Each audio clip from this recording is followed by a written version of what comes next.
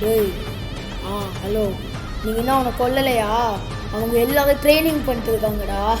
இன்னும் கொஞ்சம் விட்டா அவங்க நல்லா ட்ரெயின் பண்ணி அவங்களே நம்மளை கொண்டுருவாங்க. நீங்கள் கொல்லனா நான் உங்களை கொண்டுருவேன். மரியாதையாக இருக்கும்.